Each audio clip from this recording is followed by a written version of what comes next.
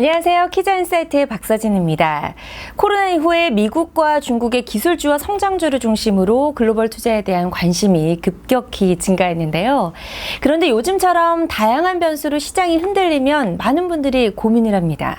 미국, 중국 말고 또 다른 투자처는 없을까 하고요. 자, 그래서 오늘 키자인사이트에서는 특별한 시간을 준비해봤습니다.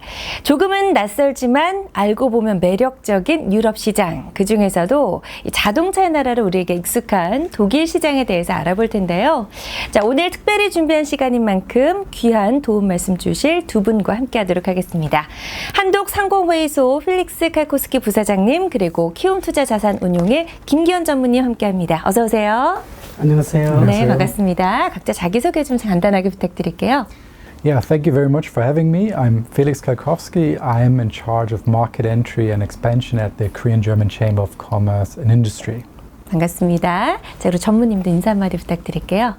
안녕하세요. 저는 키움투자자산운용에서 정권 부분 총괄 CIO를 맡고 있는 김기현입니다. 반갑습니다. 네, 반갑습니다. 자, 먼저 우리 필릭스 칼코스키 부사장님과 함께 독일 경제 전반적으로 한번 짚어보고요. 또 김기현 전무님과 함께 국내에서 독일 시장에 손쉽게 투자할 수 있는 꿀팁은 없는지 한번 알아보도록 하겠습니다. 자, 먼저 우리 칼코스키 부사장님, 우리에게 독일은 익숙하지만 또 투자자들의 관점에선 독일이 좀 낯설기도 하거든요. 그래서 독일 경제 규모가 현재 어느 정도이며 독일 경제가 갖고 있는 특징, 어떤 것들이 있는지 좀 말씀 부탁드릴게요. Well, first of all, Germany's GDP is around about 3.8 trillion US dollars, which makes the German economy one of the largest, to be precise, the fourth largest one in the world and the biggest one in Europe. According to Bloomberg's Innovation Index, Germany is also one of the most innovative countries in the world. The ranking is usually topped by Korea, but in 2020, Germany managed to rank first, and well, this year, Germany ranked fourth. Similar like Korea, Germany's economy is also very much export-driven.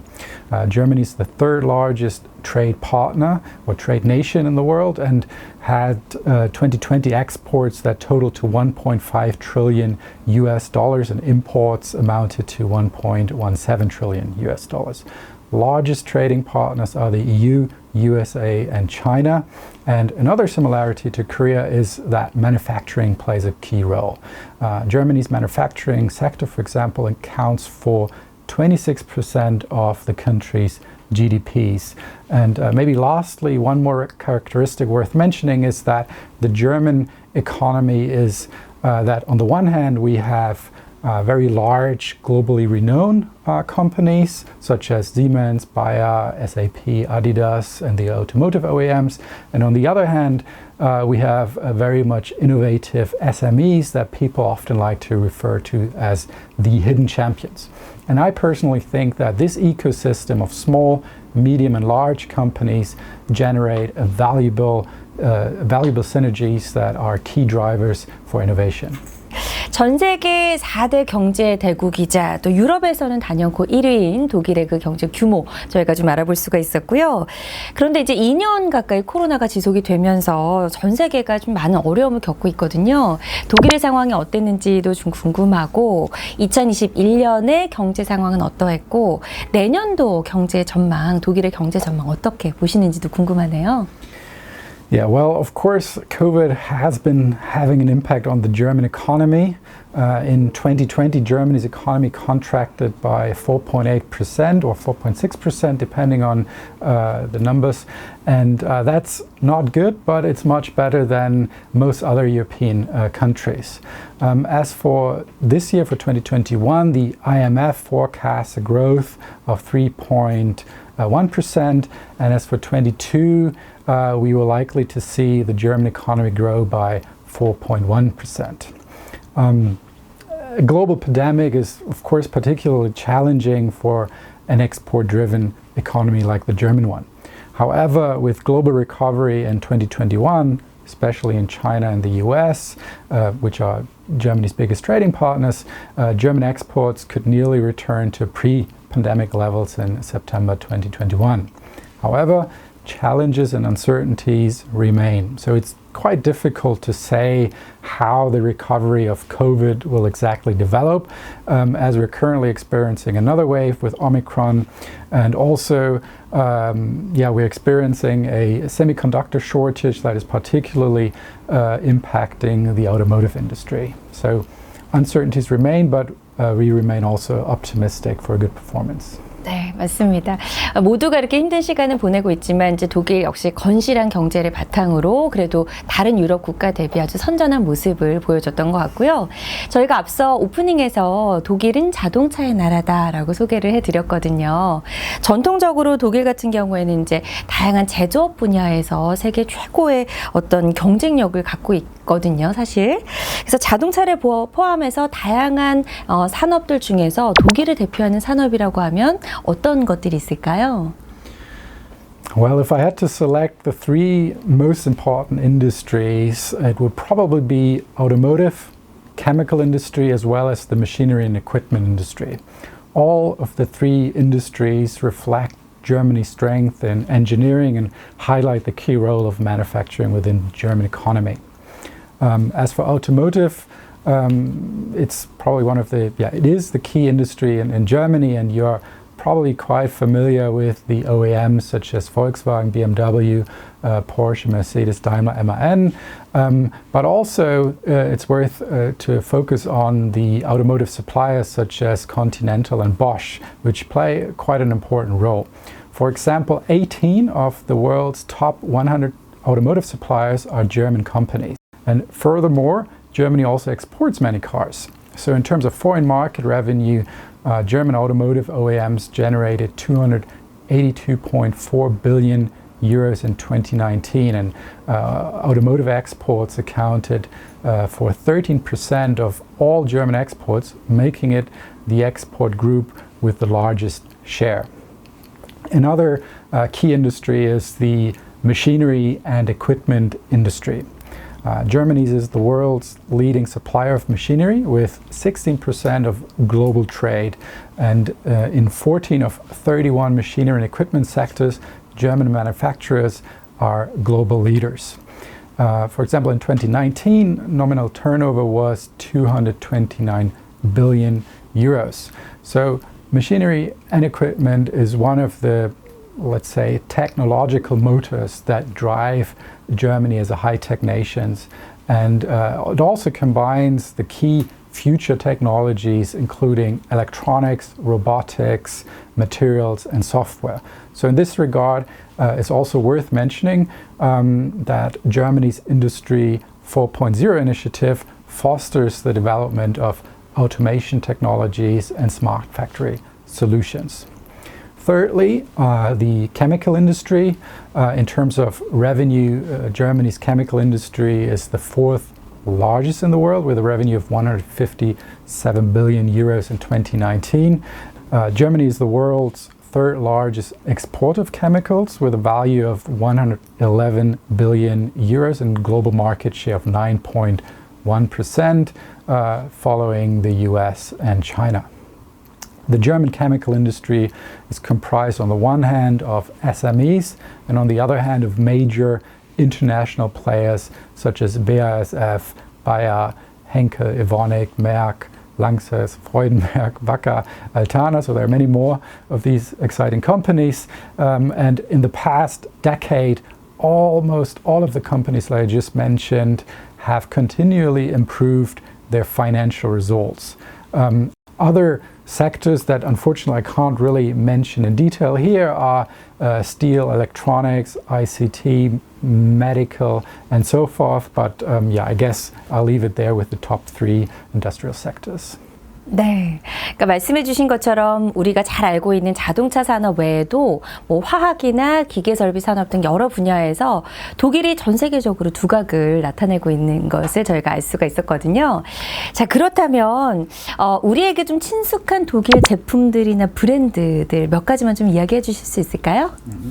Well, I previously mentioned the automotive sector, and of course the car makers are quite well known. So, for example, Mercedes, Volkswagen, BMW, Porsche and Audi, they all occupy the spots in the top 10 most valuable auto brands in the world. So another very interesting brand or German company, I think, is Siemens. It's a conglomerate with a combined revenue of 58.7 billion euros, divided across the 4 sectors: digital industry, mobility, healthcare, and smart infrastructure. Another important German company is Merck. Merck is a science and technology company that specializes in life science, healthcare, and electronics. Founded in 1668, it's actually the world's oldest operating chemical and pharmaceutical company, as well as one of the largest pharmaceutical companies in the world. In 2020, Merck's revenue was 17.5 billion euros, which was actually higher than in previous years. So it seems like that Merck is quite well positioned even in these challenging times as we are experiencing them currently with COVID. Another very interesting and also big company in Germany is Bayer, a life science company with 3 business divisions: pharmaceuticals, consumer healthcare products, and agricultural chemicals, crop science. The company's revenue was 41.4 billion euros in 2020. So let's move on to another interesting company, which is Henkel.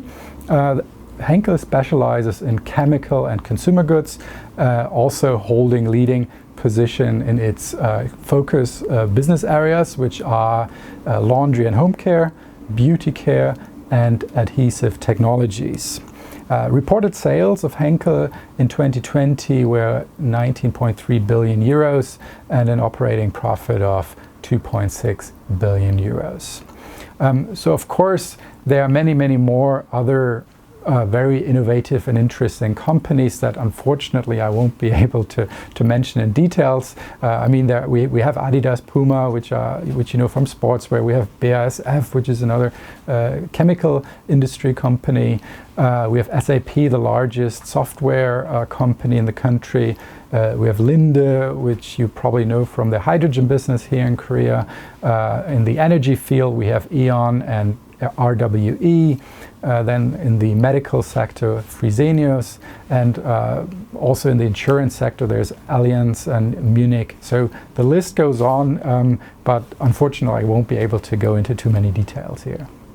다 자세히 언급해 주시지 않았던 브랜드들도 있었지만 쌍둥이 칼로 우리가 흔히들 알고 있는 henkel, 또 아디다스, 또 직장인분들이라면 정말 익숙하죠. SAP, 우리가 이제 셉이라고 하는 그것까지 모두 이제 독일 기업이었다는 사실이 좀 놀랍기까지 합니다.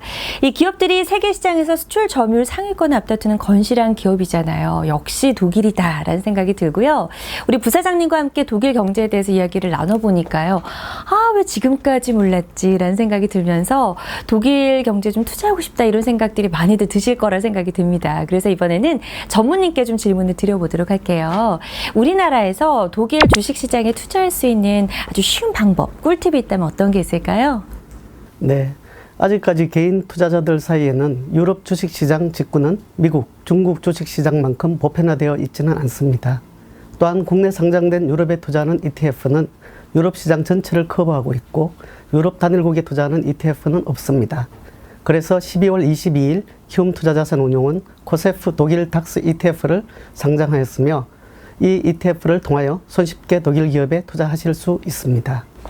네, 말씀해 주신 것처럼 독일은 아직 국내에서는 다양한 정보를 얻기가 어렵기 때문에 국내 최초로 유럽 단일 국가에 직접 투자하는 코세프 독일 닥스 ETF가 저희 같은 개인 투자자들에게는 독일에 투자할 수 있는 손쉬운 방법이 될 수 있을 것 같습니다. 자, 우리 마지막으로 칼코스키 부사장님, 코세프 독일 닥스 ETF 상장과 관련해서 응원의 한마디 좀 부탁드릴게요. The companies I briefly introduced today are key players in the German economy and listed in the DAX. Additionally, there are many other innovative companies included in the DAX, and I believe we will continue to see many success stories from German companies in the future. With that in mind, it's great to see the KOSEF Germany DAX ETF, and I would like to sincerely wish you great success with this product, and I very much look forward and following these developments. Thank you. 자, 응원의 말씀 감사드립니다. 자, 오늘은요, 독일 시장과 국내에서도 손쉽게 독일 시장에 투자할 수 있는 꿀팁까지 알아보는 시간 가져봤습니다. 저 영상 보시면서 궁금한 점 있으셨다면 또 그 외에 독일 경제나 코세프 독일 닥스 ETF에 대해서 더 알고 싶은 내용이 있으시다면 아래 댓글로 남겨주시기 바랍니다.